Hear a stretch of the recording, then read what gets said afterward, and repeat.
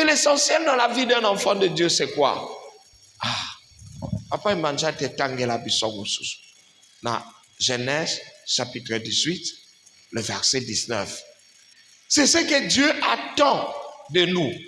Dieu veut, il nous a promis, Dieu nous a fait des promesses à nous tous. Mais des fois, ces promesses tardent. Pourquoi? Parce que, nous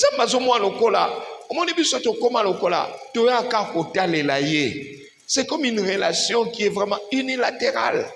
C'est lui seul qui doit faire. Atakutoza papa na kacha libota. Yo kaka mutosalaka. Pasenga bo pesi, baloba bo sali. Toi tu n'as aucun avantage. Muto osukolelo tabilamba zate, muto osailelo komoko nanda kwana zate, muto kokipia zate, mais baloka yo tata. Finalement bah non, en tout cas mukumbo yo na kokate. Allez-y mon frère, lisez-nous. 19. Car je l'ai choisi afin qu'il ordonne à ses fils et à sa maison après lui de garder la voie de l'Éternel. Chacun prend sa Bible. La place est à car je l'ai choisi. Nous allons dire car Dieu m'a choisi. Est-ce que tu es prêt? Amen. Tout le bango ensemble. OK? Car Dieu m'a choisi afin que j'ordonne à mes fils et à ma maison après lui de garder la voie de l'Éternel en pratiquant la droiture et la justice, et qu'ainsi l'Éternel accomplisse en ma faveur les promesses qu'il m'a faites. Papa, si je comprends bien, peut-être que je peux me tromper. Ça veut dire que les promesses de Dieu vont s'accomplir quand dans ma vie? Est-ce que quelqu'un peut me répondre là? Quand est-ce que Dieu accomplira ses promesses en ma faveur? Quand j'ordonnerai à ma maison. Quand on a ordonné, ça veut dire au telemeli mutu, ozo tingamia, ozo bofo linga yesu ndeko. Non, ça veut dire que tu la mis sous pamba. Onzambe koksabilaka, ozo lela koksabilaka. Mais Dieu a donné le secret pour l'accomplissement de promesses. Mon frère, quelle promesse as-tu?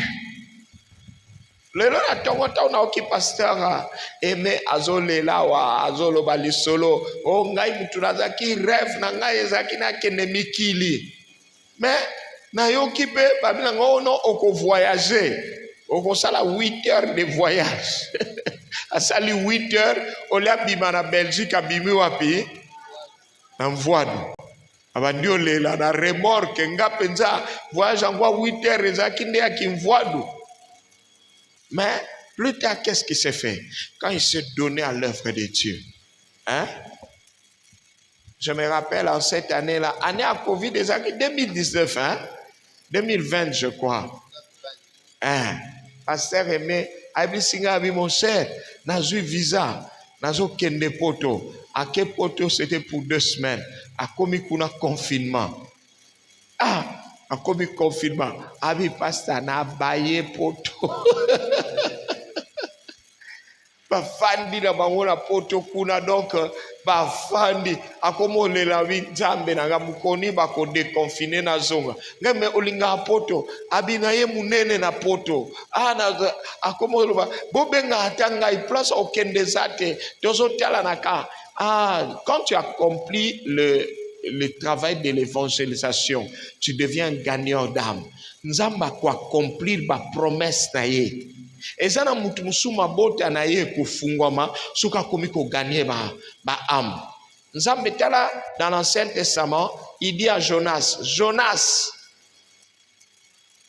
tambola na Ninive. Sakola sango malamu, Jonas va boyi.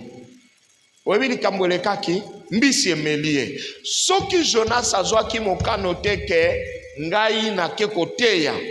Mbisi wane nga osanza ete. Ezane kwa bad mingi, ils sont avalés dans une situation et Dieu attend seulement à ce que ces personnes-là prennent la décision, n'est-ce pas, de pouvoir se remettre dans le travail de l'évangélisation. Mes frères, je suis un homme, je peux oublier. Mais rappelez-moi que nous devons faire 8 semaines, la 8e semaine, tout kendak évangélisation. Rappelez-moi que chaque dimanche, na rappelaka évangélisation.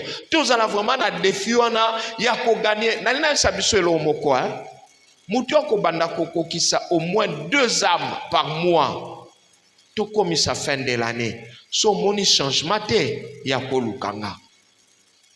Soko moni changement te yako lukanga to tout ensemble nzambe likambo ngweza ndeni. Mes frères, nzamba pimelaka eloko te na mutoyo akoma gagneur d'âme. Bobi vit à Philippe, l'évangéliste, le diacre Philippe dans la Bible. Il était un homme ordinaire, hein. Titan persécution bandi na Jérusalem. Bible elobi akimi na Samarie. Kokima kima kina Samarie, alobi teke nga na église kuna na zadiak. Na bomsaka bakiti, na pangusaka, na torchonaka. Lokwa na ina Jérusalem na Samaria wa église ezate na fanda tita on ere kosila na zonga. Il allait rentrer et puis elle va perdre temps. Obi likambo asali, Bible bi Philippe a komi koteya. Ono loba bongola mitema. Bon, balobi batu ba bongoli mitema ebele, il a fait une grande église. Lelo Philippe, tu es bien comme diacre, tu es bien comme évangéliste. Pourquoi? Parce qu'il s'est donné. Quand tu te donnes à l'évangélisation, frère. Makambo ya nzambe batama na kati no ekobima. Ekobima. Bien aimé, nous étions nombreux les bandeli à foi na ngai to yambaka Yesu. Mais le Seigneur nous disait et nos pasteurs nous disaient allez évangéliser. Batu bazaina ba raison ngape na zaina ngo entre autres raisons na olingo kene ko évangéliser te nazo mona nazana sapato bien te nazana elamba bien te. Alors nazaina camarade nanga moko akabela nga sapato monika sapato loka okabela donc likolo kokite na tiabo lokolo kokite bapesinga toli ote zwa mabela potopoto hein boyebika ba style ngote po sapato eza mukie okoti potopoto na kati après ozobeta ngona mabele pou alors na beta ngona mabele na fandisi yango butu manatongo na bi aloko na zui sapato na kende wapi évangélisation ngona zo uta 20 l'esprit me disait na kende ko évangéliser na sanatorium na zape na sanatorium eza na nini na Selembao na zape na tikete nabi nakenda aka malem nazo kenda okende sayo nazwina no stade verme na kati simatonge na kobi victoire nazwi victoire sayo nazwi sayo na komi kota mama poto wana le temps nazolinga na kati sa prince mama poto na mbangu wana or que sapatu na chaki poto efunga donc sapatu ki mwangane na tombola lokolo boy. C'est belle étiquette là c'est elo boy bisinga zonga no kaka sikona komo tambo lokola mutenguko ngabi nsambe na ngoma kamnini mes frères elo moko na kanisi verset moko elinga na mutu Yesu alobi celui qui met sa main dans la charrie et regarde en arrière qu'est-ce qui lui arrive il n'est pas digne de mon ami. Nzambe ça veut dire quoi? Na kendekana lo sapato ezanga talon tondeni nazo mekotambo na okokate na longoli kanabi na kema kolongulu banda sayo wana abandio beta pied et puis makolongulu nazo kende nanga bon nde nazo kende okansake na fanda na ngirengiri wana na okekana kwa ya venia onetu mtu awe somba lipa na kwa nazo pusana na komi 24 nazo pusana na selemba wampe musika ngomba sana banda ko mata nazo donc na baye na binzambe nanga mutema kaka celui qui regarde en arrière na binakei na komi na hôpital sanatorium à l'époque ezalaki hôpital abatwa tuberculose sikoyo ba ma sœur moko mindele bazaki wana babi me yo ndeni oye na hôpital uzana masapatu te na bisapatu nange pasuki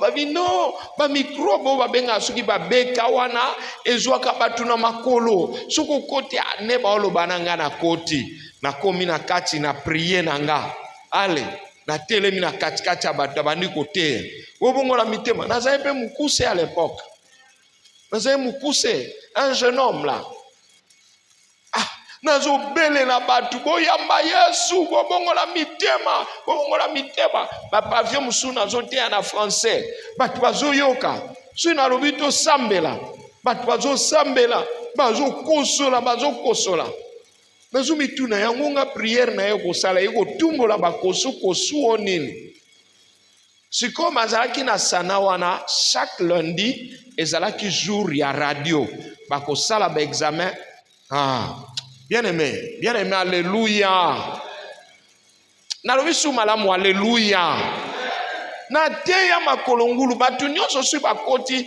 bazoloba na ngai me yo ndeni ozoteya makolo ngulu mpo nazali soki nakomi nazwi sapatu na ngai natie pembeni bato baokanza peut-être na ndenge ya sainteté orke sapatu ezalaki na secret nateya esili nateyi longtemps nalembi nabimi mbongo te ya transport eza te ata sucre na renforcer énergie eza te epuis biso mpe bazali koteya biso mpo bapasteur na biso nzambe apambola bango bazali koloba soki oke koteya bapesi eloko ozwa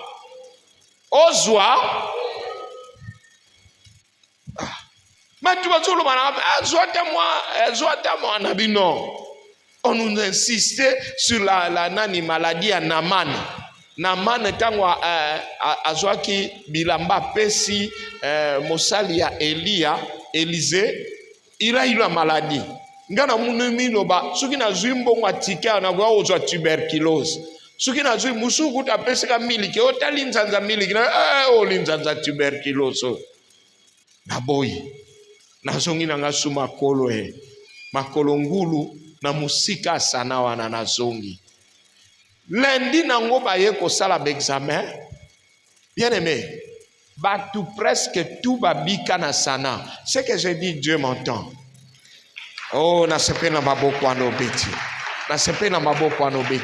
oh ma soeur wana catholique bakomi koloba mais qu'est-ce qui s'est passé dans cet hôpital etikali vide batu babiki bapumu ebiki banini bakomi kolu mais garçon na yaki awa tobita pa ya utaki te obona boy banisu bakomo avoto luka e potango aza kote ya kosambela tokosola na ndenga muke te après un jour nakenda koteya na mama yemo na nzela par hasard nakutana na bato misusu tokutana na baona na sana nde bazoyisanga oyebike yo mutu oteyaka na sana ezaka yo nazobanga oyebike tobima biso nyonso tobima bamaseur kutu bazoluka yo kuna bien-aimé nde nayaki kodécouvrir ke naza na don ya guérison yoka sikoyo likambo naloba soki obandi ko évangéliser o comprendre babilo musunza matia na kati na yo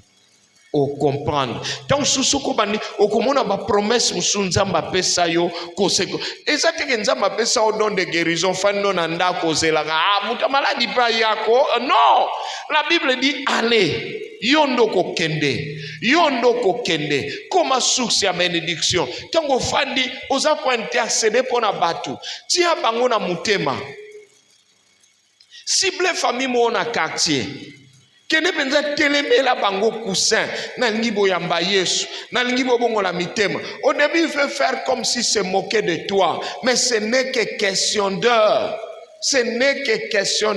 La Bible dit Dieu aimait Abraham parce que Abraham avait les prédispositions d'évangéliser. Avons-nous les prédispositions d'évangéliser en cette année à ce que bandia mutu na mutu azamba projet ne anga nzambe aneombila na ngai fekola ngai avocat na ngai fwe bima ngai mais nani azana projet aneo yonkolo chaque mois na gagnaka deux âmes minimum tout ça déjà en janvier na sila bandi kola mukato comme déjà les 11 les 11 comités kolala kolamuka Est-ce que janvier moi aussi là na gagné amte muso ah bon janvier to lembi to banda na février Bible lobi o azotinda makambo ko sala lelo lobi ase lisumu. C'est ce qu'on appelle la procrastination. Ne procrastinons pas. Soyons fidèles avec Dieu. Papa, otoza na neo nzamba ko sala sélection na neo nzamba mono na obéissant. Dala Abraham a évangélisé qui n'est na nouté. Abraham a sala nelo te nzamba zotala azoba na mon Abraham azana makasa évangélisation. Azana na zèle. Donc c'est comme un enfant qui a les chaussures aux pieds. Papa, totambola ba makolongulu toteali lo bananzambe. Nzambe pa futaka na ye hein. Lelo tobosana ba histoire rango. Mais ba misupe ba boyaka kotambola koteya poete bazaka makolongulu peut-être pe batikala makolongulu ti lelo hein. Amen hein. Totambola na mamakolo kokende koteya même temps tokenda koteya na poste. Pourquoi na loba tozo ba moto te? Po to mona pasi nzamba lingaka toka pasi ya ba âme. To tambola pona ba âme, to kende ko luka ba âme, to belela ba âme. Tala, ndeko moko ayebisa ngai, c'était je crois il y a 2-3 jours passés. Abina ngai, elle sentait en elle l'esprit lui dire bimana balabala banda ko belela le cri dans le désert. Belela bat ba bongo la mitema. Alobi alinga bima ka bomba mo ayoki soni azongi. Depuis lors azomo aloko nzamba tikiye. Ah. Non qui mawa. Maintenant ça bino vérité. Nzamba tikiye. La Bible dit l'obéissance vaut mieux que quoi? Obéissance à l'église, c'est bien. Mais obéissance. Obéissance à quoi? À l'ordre de Dieu. Zambatinda kioni tala. Tous les parents, parmi biso ba parents baza. So za na mwana. Otindi mwana. Eh yo, keno somelanga aliment. Ah na boy na ngai bien zo boudé kaka yo. Après 2-3 jours après, il y a Bossani. Mais yo Bossani, tango akoya, oh papa, oko rappelé à moi. Mes frères, nalina lubana biso toke banzamba rappelé biso. Toyebi ke nzamba na posa. Tala nzamba obenga biso ba brebis. Qu'est-ce qu'une brebis? Une brebis aza meme à moisi. Meme à moisi, musala meme à moisi kobota. Nzamba lobi na kati na biso alobi teke boza ba ntaba mibali non boza ba brebis. Ça veut dire esengeli chaque mois na portaka ba âme na ndako na nzambe. C'est ce que Jésus faisait avec les apôtres. C'est pourquoi tu vas voir comment Jésus a gagné les apôtres. Philippe a que solana André. André a que solana Nathanaël. Vous voyez? Pourquoi? Parce que c'était des brebis. Pierre n'a pas fils de Zébédée, ainsi de suite. C'est que yo bando ye lingomba, bando yambi Yesu. Combien de gens tu peux citer et nommer? Et ça va me souvenir à ça maintenant, nzambe limisanga sukolanga na makilano esili pona ye. Au sumukanete azaka propre azaka boy, au sambela ozela Yesu aya. Mais tu n'es pas obéissant. Je suis désolé de te dire que le loto on soupe ce qui est soyé au risque sangape. Nzambalobi, j'aime Abraham parce que Abraham, je trouve en lui cette habilité. Yakope sa ordre na libota nae. Est-ce que nzamba ko kuta rope na kati na yo? Nzamba pambola liloba nae.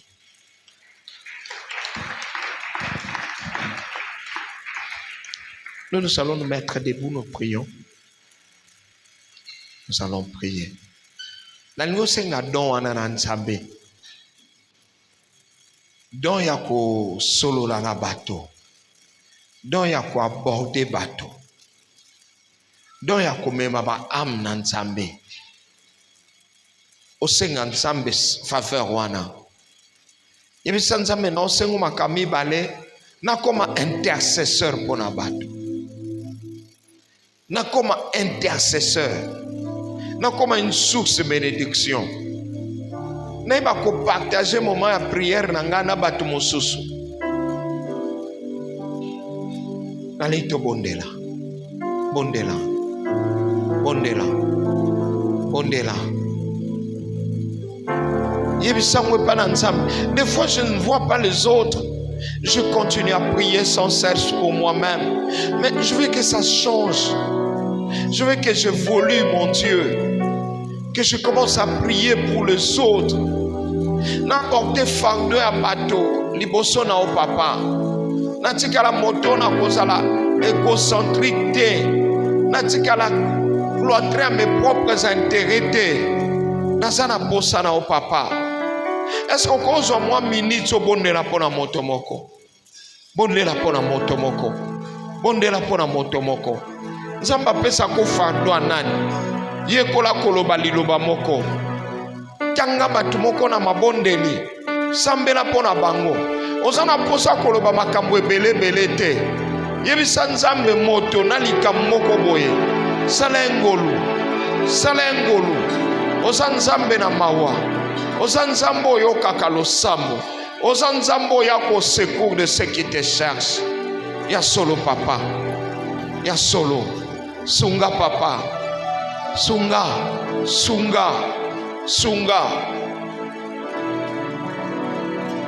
Tozok sabande ko bazobela na maboko na nzambe.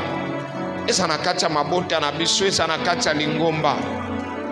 Donc sous la dimanche yo, et ça la monsel na nzambe moko atele même de fois la chair, mais azako bela, zoto eza malamu te, nzamba yo kele mawa, a étendre le boko na ngolo, te so bonde lango, te so bonde lango.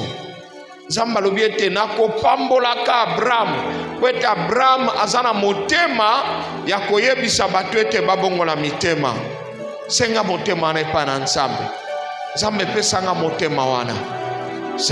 Pesanga motema wana. Yako yoka soni te. Yako sakola maloba na nzambe. Yako tea batu babongola mitema. Yako benda batu epai na yo. Yahweh.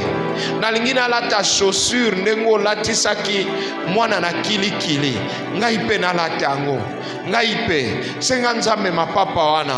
Wa latisaki l'enfant prodigue. Tangu mwana azonge pai na tata.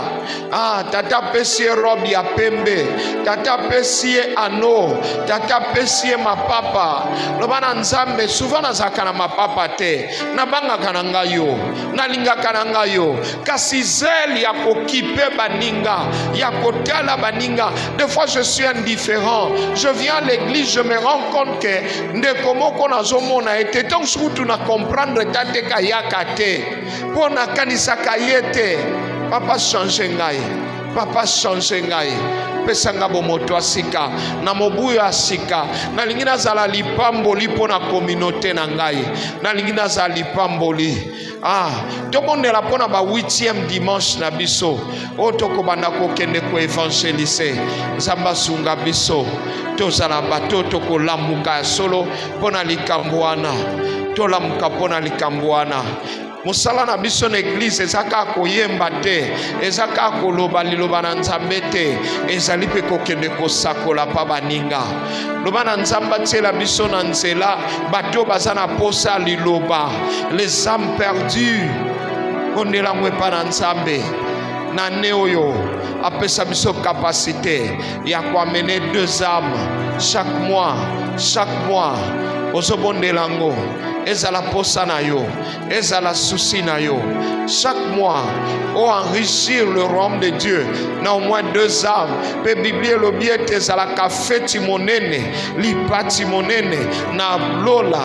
Tango une âme gagnée. Et bon soki ngai kwa vuvu na komi moto akosalisa 2 fois par mois feti na lola na kozanga nini. Nzamba kopimela nga nini. Soki ngai oyo na komi moto akolo lobisa nzambe, kosepelisa nzambe, komemela yeba âme, pwete bilei na ye ezali évangélisation na ye pai na ye. Papa pesanga grâce wana, pesanga grâce wana, pesanga grâce wana, salanga ngolu wana, pambolanga na niveau wana, komisanga moto abulolenge wana, na sengi yo nzambe, nasengi na yo nzambe salanga ngolu wana salanga ibolamu wana naza na posa na yo papa nabondeli yo lisusu nkolo ekimelo malamu eza yo moyoki ya losambo eza yo mopamboli eza yo bondela molimo na nzambe atondisa yo na makasi wana ya kobondela mpo na basusu ya solo okoki kobondela mpo na yo okoki koloba baposa na yo me basusu oyo bayebi kobondela te nani obondela mpo na bango tomema fardeau les uns les autres tomema fardeau oh Seigneur toyepai na yo papa toyepai na yo papa oza nzambe na bolingo obongila lokumu Yesue gina lokumu Yawe lokumu eza ya yo Yawe lokumu eza na bomoi na ngai lokumu eza ya yo Yawe oza nzambe na bolingo toyebi mosusu te Seigneur Jésus lokumu eza ya yo Yawe Masiya Yesu lokumu eza ya yo pambola bomoi na yo na ane oyo yebisa nzambe apesa capacité wana ya 2 âmes chaque mois ozala une brebis féconde na kati ya lingomba oyo bondelango mpona nini ngai soki kosambela ezalaka nasengaka mbongo nasengaka mabala nasengaka mokoni na osenga mpe fécondité spirituelle po ete naloba mpe ndenge Esaïe alobaki moi et les enfants que Dieu m'a donné. Oh, nous servons des signes et des présages. Papa pesanga ba ya molimo, pesanga bana ya molimo bondela, nzamba tshelo ba am, o kolobela liloba na nzambe, o ba kokanga motema te ba kobongwana. Jésus. Onde bonzambe za wana, bonzambe zelo musute, bonzambe za kokoma une bénédiction. Yahweh salabiso grâce, Zamba salabiso grâce. Jésus, est-ce que l'amour de Dieu le Père t'occueille? Que l'amour de Dieu le Père, la grâce de notre Seigneur Jésus-Christ et la communion du Saint-Esprit soient avec nous tous. Au nom de Jésus. Amen. Merci, nous acclamons le Seigneur. Laisse que le Seigneur bénisse ces offrandes et ces dîmes que nous apportons. Au nom de Jésus. Amen. Amen. Est-ce que tu comptes les mains? Ou à son offrande, il approche. Tata Nzambe yo musunge ya oyemba Tata Nzambe yo musunge ya nakoki kobosana te bolamu na yo na vinanga ngai nakoki kowangana te bolingo na yo na ebulusu yawe yemba atapasi ataliwa atapasi ataliwa yawazali mosungi na ngai na kobanga eloko te yawazali kobatela ngai na matiti ya ngombe atapasi ataliwa atamikakatano eye nango yawazali mosungi na ngai na kobanga eloko te yawazali kobatela ngai na matiti ya ndeko nsima Yesu makasi ye azali nzela ezomema bandimi na likolo aleluya lelilele ye azali nzela ezomema bandimi na likolo eklesia tosimba Yesu makasi ye azali nzela ezomema bandimi na likolo aleluya lelilele ye azali nzela ezomema bandimi na likolo bapapa tosimba yesu makasi ye azali nzela ezomema bandimi na likolo aleluya lelilele ye azali nzela ezomema bandimi na likolo. Oui, tosimba yesu makasi. Merci Papa pour la profondeur de la prière que nous avons menée ensemble et la bénédiction que nous recevons. Tony Toyoka annonce Lelo, département des hommes, Azali organisé première réunion Yaba Papa, réunion de l'année. Ça sera aujourd'hui, 11 janvier 2026, à 16h. Papa Tokutani Awan à 16h. Pour la réunion à Liboso, il y a année Oyo pour les papas. Et ça, dimanche Oyo, à partir à 16h. En tout cas, présence, il y a Moko na Moko. Tous en avons vraiment besoin. Papa, je vous vois là, nous sommes là. Tous en rendez-vous Oyoté. Tous en rendez-vous Oyoté. Et nous ajoutons pour dire que les couples également vont se retrouver. Les couples vont se retrouver en réunion. Des couples, nous prenons les couples fiancés, les couples mariés. Ça sera le samedi prochain, le 17 janvier, ici à l'église, à partir de 9h jusqu'à 12h. Hein, bah, couple fiancés, aux alliés même quoi aspirer na libala, yaka le 17. Awa à partir à 9h jusqu'à 12h. Nous allons d'ailleurs partager un repas. Alors, couple bozangate, ce sont des occasions oyo nzamba sa ila kabiso pe makambo minene. Alors, ne manquons pas à ce rendez-vous-là. Je rappelle, c'est le 17 janvier 2026 à partir de 9h jusqu'à 12h. En tout cas, toya tozangate. Les jeunes également vont se retrouver en activité récréatrice en date du samedi. Les 17 on appelle Bilengue va se retrouver à partir de 14h jusqu'à 18h dans terrain de foot puis à basket ou à Crawford. Temo bakokabola ezali, réjouissez-vous dans le Seigneur. Bilengue tozaliawa, nous nous retrouvons également le 17 prochain, c'est-à-dire le samedi prochain dans terrain à Crawford. Kuna Bilengue balobi keto sepela kati na Yesu. Bamsuba zakana journée wana, ils vont dans des histoires qui n'honorent pas Dieu. Mais nos jeunes voudraient honorer Dieu à travers leurs activités.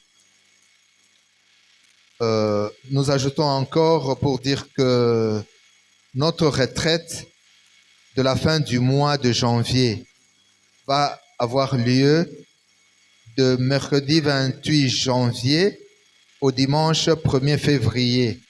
Hein, tout s'est préparé pena retraite, il y a fin du mois, il y a janvier Oyo. Et Kozala le 28 janvier, Kino le 1er février. Et Toningé surtout rappelé programme à semaine,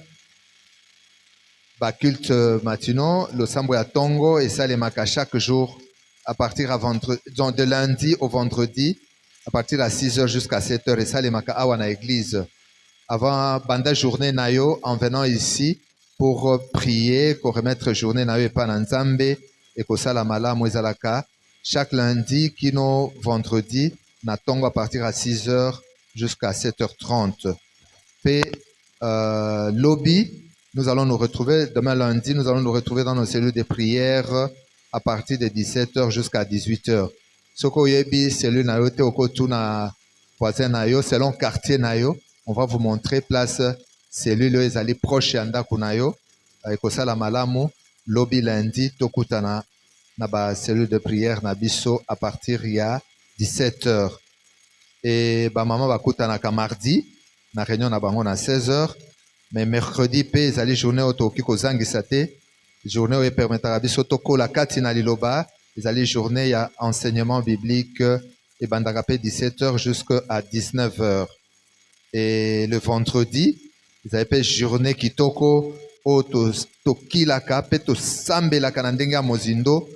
Et bandakabanda tongo, vous avez votre temps, vous venez ici vous priez, mais na souka, c'est-à-dire à partir à 17h jusqu'à 19h de culte d'intercession wana et salemaka.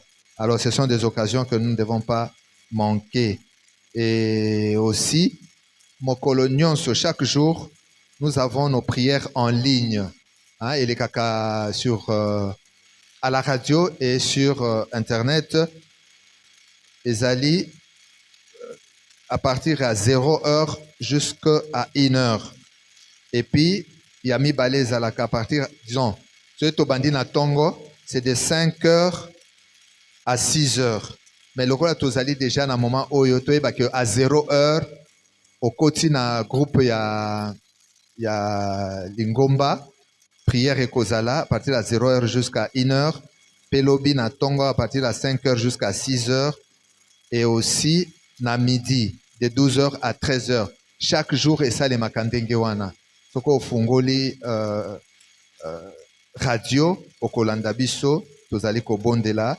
Ce sont des moments où tozala na élan oyo toute l'année et que Nzambe a continué ko sa la biso bolamu. Et to lingito loba ete pasteur Ayambaka chaque mardi et chaque jeudi de 9h à 12h pour la vacation à Tongo et puis de 15h à 18h pour Ndenge ya Pourquoi. Et pour finir, to lingito rappeler ete to loba ete programme ya matanga ya ndeko na biso mama na ya kufaki Dr JD matanga programme ezali boye vendredi 23 janvier ekozala zalala veille mortuaire ekosalema na salle o babengi La Fontaine ezali na quartier 7 na Njili référence arrêt Boki pe samedi 24 janvier nde mokolo oyo nzoto ya mama ekobima na tina ete yango ezali na morgue ya Njili pe rekaime ekosalema kaka na salle wana yambo ya okende kotika nzoto na ye na lilita ya nécropole entre ciel et terre. Tika ete Nzambe apambola moko na moko. Merci.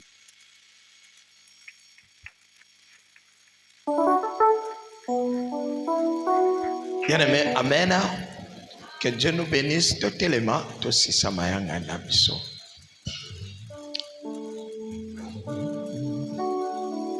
Merci, merci Jésus.